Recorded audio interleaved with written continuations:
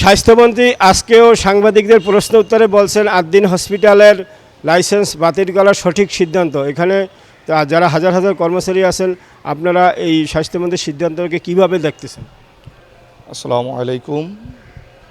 আমি স্বাস্থ্যমন্ত্রী মহোদয়কে বলবো যে আমরা এখানে 1790 জন আমরা কর্মরত আছি। বাংলাদেশে কর্মসংস্থান যে অবস্থা, এতে যদি আমরা আরও 1790 জন যদি রানিং কর্মজীবী মানুষ আমরা যদি বেকার হয়ে যাই, আমাদের জন্য সরকার তো দেখবে না, আমাদের পরিবার পরিজন নিয়ে আমরা অনেক বিপদে পড়ে যাব। আমি 9 বছর 3 মাস এই জায়গায় অ্যাম্বুলেন্স ড্রাইভার হিসাবে কাজ করি। আমার অভিজ্ঞতা থেকে আমি বলবো, এই আদ্দিন হাসপাতাল শুধু না, আমরা বিভিন্ন হাসপাতাল, বাংলাদেশের সব হাসপাতালে আমাদের যাওয়া আসা আছে। সেখান থেকে আমার অভিজ্ঞতায় আমি দেখেছি, আমি একজন এই জায়গার কর্মী হিসাবে আমি বলতেছি না, আমি সাধারণ মানুষ হিসাবে বলতেছি, এখানে নিষ্ঠার সাথে এবং সততার সাথে যে সার্ভিস দেওয়া হয়, এই সার্ভিস বাংলাদেশে সরকারি হাসপাতালে গেলেও পাওয়া যায় না। সরকারি হাসপাতালে গেলে আমাদের 380 টাকায় সার্ভিস। আমাদের মহোদয় হাসপাতালের মালিক, আমাদের ছাড়, উনি এই অ্যাম্বুলেন্স পরিচালনা করেন। অনেকে জিজ্ঞেস করেন যে 380 টাকায় কিভাবে সম্ভব। তখন আমরা বলি যে আমাদের এই 380 টাকায় সার্ভিসে আসলেই সম্ভব না। এটা আমাদের মহোদয়, আমাদের পরিচালক 3 থেকে 4 লক্ষ টাকা প্রত্যেক মাসে ডোনেশন দেন, শুধু মানুষের কল্যাণের জন্য। এখানে আমরা কাজ করি এবং আমাদের ছাড় এমন বড় মনের মানুষ, আমরা যদি মনে করি যে আমার ফ্যামিলিকে বা আমার ওয়াইফকে চাকরি করাবো, উনি সে ব্যবস্থাও করে দেন। তো আমি বলবো যে আমাদের আদ্দিন হাসপাতালের যে অ্যাম্বুলেন্স যদি আজকে বন্ধ হয়ে যায়, আমরা যদি বেকার হয়ে যাই, অসহায় যে মানুষগুলো আছে, আজকে তারা ফোন দিচ্ছে আমরা অ্যাম্বুলেন্স সার্ভিস দিতে পারতেছি না, আমাদের ছোট গাড়ি 380 টাকায়, বাইরের হাসপাতালগুলো আমরা অনলি 520 টাকায় যাই, তো তারা বঞ্চিত হচ্ছে। তো সরকার তো গরিবের সরকার, গরিবের যদি উপকার যদি না আসে, তাহলে আমার প্রশ্নের উপকার যদি না আসে, তাহলে উপকার করবেন কার?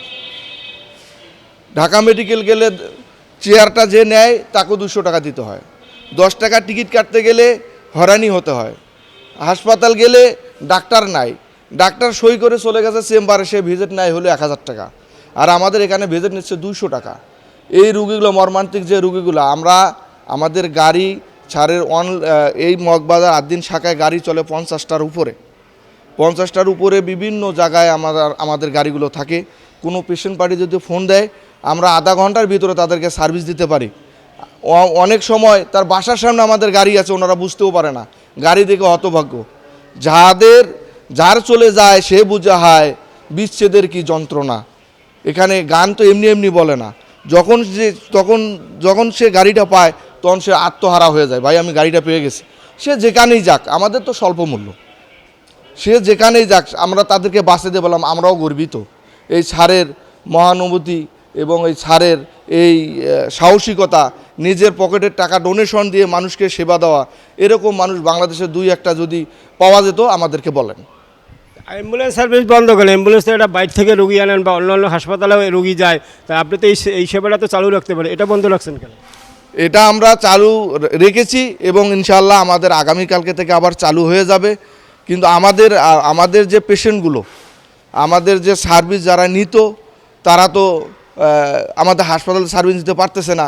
200 টাকায় ভিজিটে ডক্টর দেখাতে হবে, প্রফেসর ডক্টর, সে 200 টাকায় দেখে, আর সরকারি হাসপাতালের প্রফেসর ডক্টর সই করে দিয়ে প্রাইভেটে যে 1000 টাকা ভিজিটে দেখে।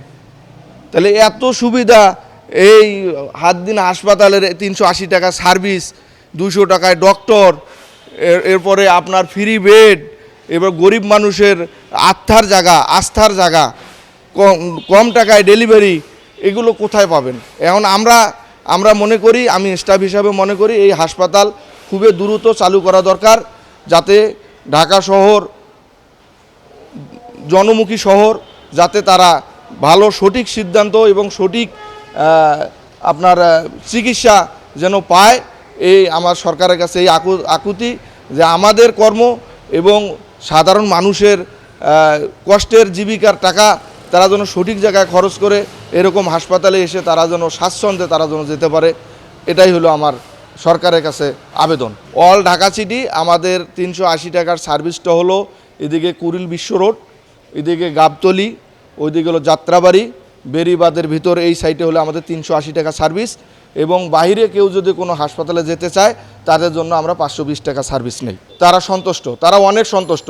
ঢাকা যেখানে বলা হয় যে আপনার পুরান ঢাকা, লালবাগ যেটাকে বলা হয়, আমরা নিজেরা অনেকে দেখেছি মাথায় টুকরির উপরে রুগী বসাই রুগী নামাইতে হয়, সিঁড়ি না থাকার কারণে।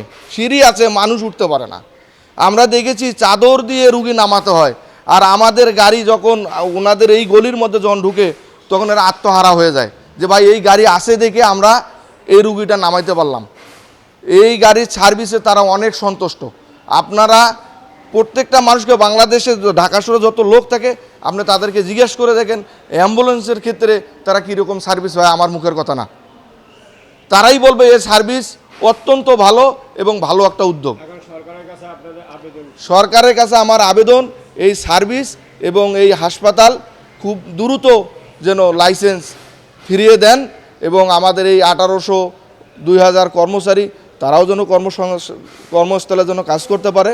এবং আমার মহোদয়, আমাদের যে মালিক, যে ভুল ত্রুটি হয়ে গেছে, ভুল তো ভুলেই। আমি যেমন একজন ড্রাইভার, একটা মাসি মারতে গেলে আমার দ্বিধা হয়। হাসপাতালে তো রোগ নিয়ে খেলা, মানুষ অসুস্থ হলে হাসপাতালে আসে, আর অসুস্থ শেষ ফিনিশিং হলো হাসপাতাল, আল্লাহর পরে ডক্টর। কোনো ডক্টরই চায় না একজন পেশেন্ট সে বিপদে পড়ুক বা সে বিপদগ্রস্ত হোক, এটা কারোই কাম্য না।